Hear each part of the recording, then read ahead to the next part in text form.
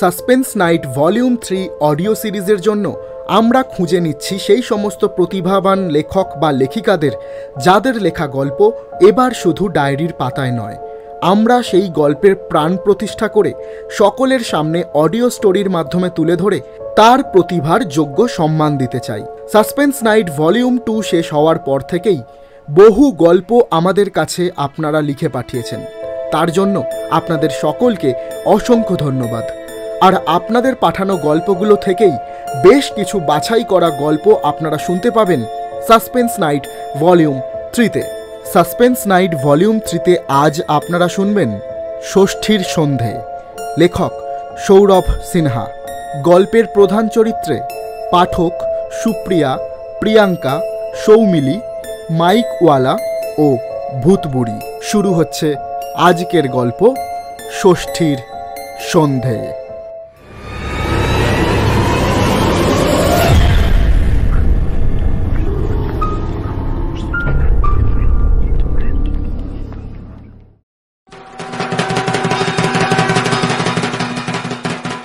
তাজমহল দেখতে দেখতে 1.5 ঘন্টা লেগে গেল।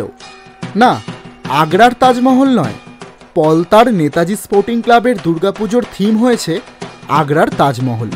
এবার পুজোয় যেমন কল্যাণীর টুইন টাওয়ার থিম হিট করেছিল, সেবার সেরকম পলতার তাজমহল থিম দেখতে প্রচুর লোক হয়েছিল।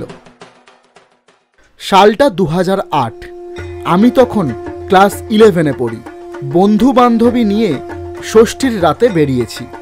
পলতার পর ইচ্ছাপুরে হরিসভা, শিবাজি সঙ্গের ঠাকুর দেখব। সন্ধ্যা থেকে ঝড় বৃষ্টি হচ্ছিল, তাই বেরোতে দেরি হয়েছে। পলতার ঠাকুর দেখে এবার যাব ইচ্ছাপুরের হরিসভা, শিবাজি সঙ্গের ঠাকুর দেখতে। পলতা ইচ্ছাপুরের মাঝখানে ইস্টল্যান্ড, ওটা অর্ডিন্যান্স ফ্যাক্টরির জায়গা। একটা বড় ঝিল, কিছু পরিত্যক্ত কোয়ার্টার আর অনেক বড় বড় গাছ আছে। জায়গাটা সন্ধে হলেই নির্জন হয়ে যায়, কিন্তু আজ পুজোর রাতে অনেক লোক যাচ্ছে। ইস্টল্যান্ডের মাঝ রাস্তায় আমরা কিছুক্ষণ দাঁড়ালাম জিরিয়ে নিতে। লেইজ এবং স্প্রাইটের সৎ ব্যবহার শুরু হলো। রৌনক শুভময়রা সিগারেট ফোঁকা শুরু করলো। সুপ্রিয়া খক খক করে কাশতে লাগলো। তার অ্যাজমার সমস্যা আছে। রেগে গিয়ে সে বলল, এই তোদেরকে না বলেছি সিগারেটটা না খেতে? হ্যাঁ, ফেলে দে বলছি। তোদের সাথে বেরোনোটাই না আমার ভুল হয়েছে। কেউ ওর কথা পাত্তা দিল না দেখে ও আরো রেগে গেল। সামনে হাঁটা শুরু করলো। ভিড়ের মাঝে কিছুক্ষণ পর তাকে আর দেখা গেল না। আমরাও এগোতে শুরু করলাম, কিন্তু সুপ্রিয়াকে দেখতে পেলাম না। আধ ঘন্টা ধরে খোঁজাখুঁজি শুরু করলাম, কিন্তু তাও তাকে দেখতে পেলাম না। সৌমিলি আর প্রিয়াঙ্কার মুখ টেনশনে কাঁদো কাঁদো হয়ে গেল। আচ্ছা সৌমিলি, সুপ্রিয়া কি বাড়ি চলে গেল নাকি? কি জানি, কিছু বুঝতে পারছি না তো। সুপ্রিয়ার খোঁজে বন্ধুরা দুদিকে ভাগ হয়ে খুঁজতে লাগলো। একদল ওর বাড়ির রাস্তার দিকে গেল, আরেক দল অন্যদিকে। সামনের ইস্টল্যান্ডের পুজোর প্যান্ডেলের মাইক থেকে শোনা গেল, সুপ্রিয়া বিশ্বাস, তুমি যেখানেই থাকো না কেন আমাদের পূজা মণ্ডপ প্রাঙ্গণে চলে এসো। তোমার জন্য তোমার বন্ধুরা অপেক্ষা করছে। আমি একা পড়ে গেছি। কি মনে হতে আমি পাশের রাস্তার দিকে যেতে শুরু করলাম। পাশের রাস্তায় লোক চলাচল তেমন নেই। পুজোর লাইট এখানে আর দেয়নি। আবছা অন্ধকারে পরিত্যক্ত কোয়ার্টারগুলি সার সার হয়ে দাঁড়িয়ে আছে। বাড়ির দেওয়ালগুলো থেকে অশ্বত্থ আর বট গাছ গজিয়েছে। হঠাৎ মনে হলো একটা বাড়ির ছাদ ঘেঁষে কেউ একটা দাঁড়িয়ে আছে।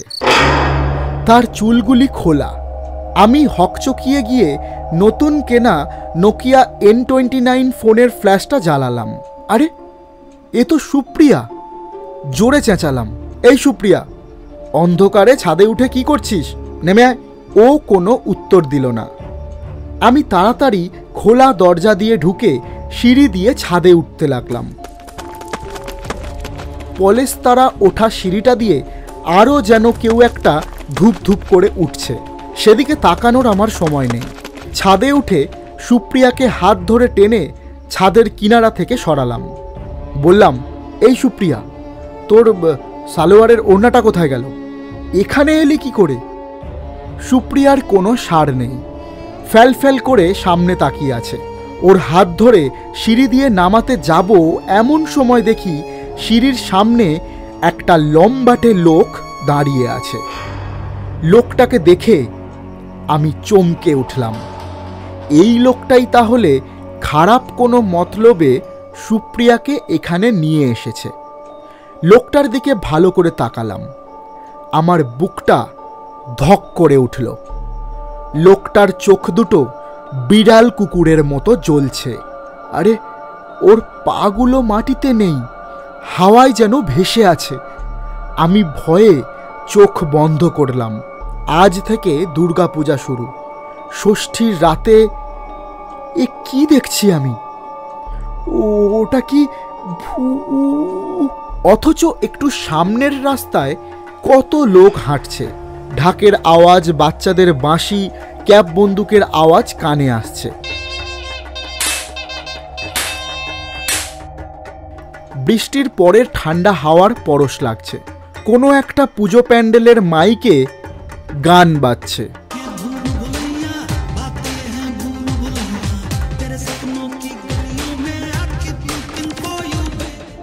আবার চোখ খুললাম, সেই জিনিসটা একইভাবে হাওয়ায় ভেসে আছে।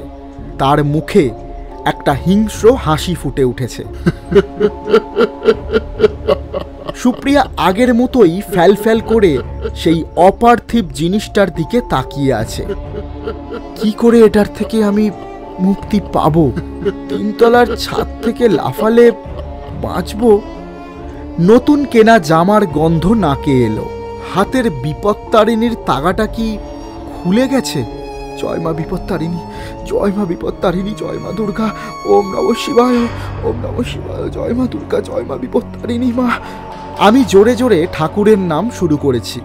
আস্তে আস্তে জিনিসটা যেন হাওয়ার মধ্যে গলতে শুরু করলো। একটা সময় তাকে আর দেখতে পেলাম না। মরচে ধরা রেলিংটা ধরে ধরে সিঁড়ি দিয়ে নামছি সুপ্রিয়াকে নিয়ে। রেলিংটা ঝনঝন করে কেউ যেন একটা নড়াতে শুরু করলো। তিনতলা, দোতলা সবকটা ফ্লোরে ধূপধাপ করে আওয়াজ হচ্ছে।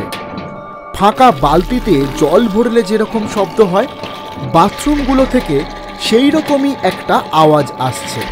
সেই সঙ্গে দরজা জানলাগুলোতে কে যেন প্রবল আক্রোশে বাড়ি মারছে।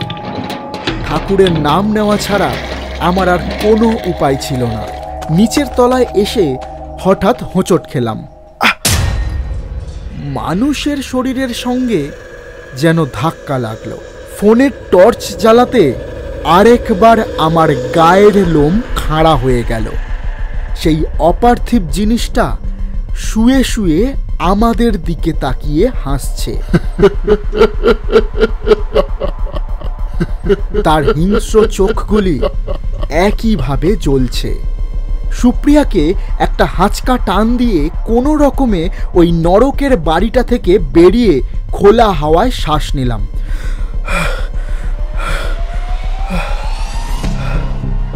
আমার চোখটা আপনা আপনি ওই বাড়ির ছাদের দিকে চলে গেল। সেই জিনিসটা ছাদের পাঁচিলে বসা, আমাদের দিকে হিংস্র দৃষ্টিতে তাকিয়ে আছে।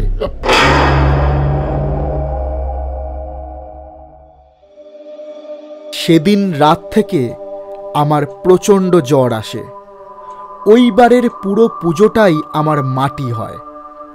সুপ্রিয়ার বান্ধবী সৌমিলিকে ফোন করে সুপ্রিয়ার ব্যাপারে খোঁজ নিই।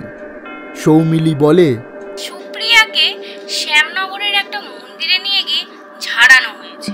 জানিস, কোনো অশুভ শক্তি নাকি ওর দিকে আকর্ষিত হয়েছিল।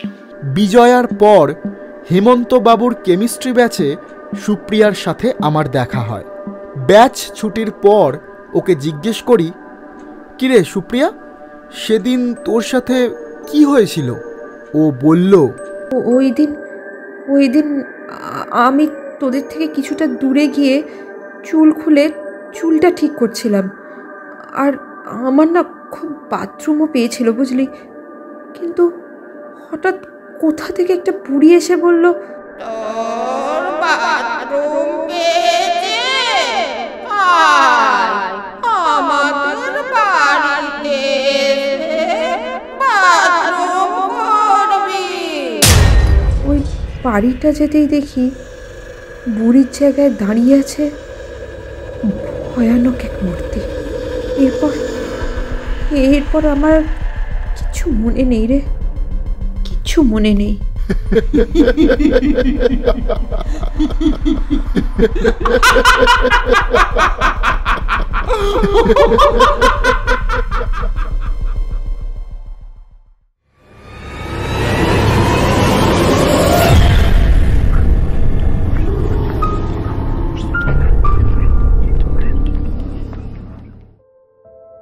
এতক্ষণ শুনছিলেন সৌরভ সিনহার লেখা ষষ্ঠীর সন্ধে।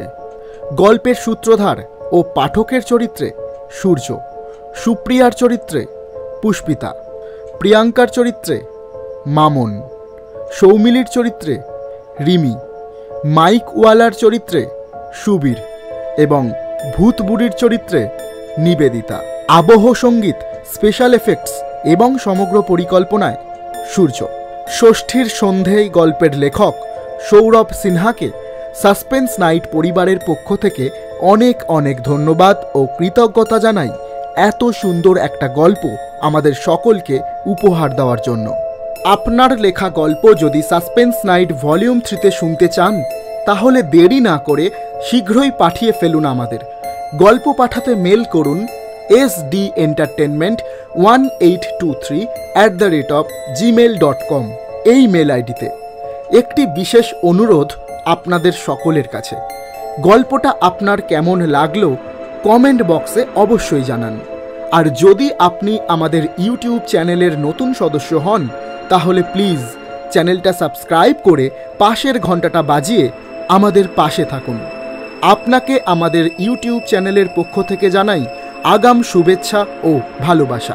ফিরছি খুব শীঘ্রই সাসপেন্স নাইট ভলিউম 3 এর আরও একটা নতুন গল্পকে সঙ্গে নিয়ে। ততদিনের জন্য ভালো থাকুন, সুস্থ থাকুন আর শুনতে থাকুন সাসপেন্স নাইট ভলিউম 3 শুধুমাত্র SD এন্টারটেনমেন্ট ইউটিউব চ্যানেলে।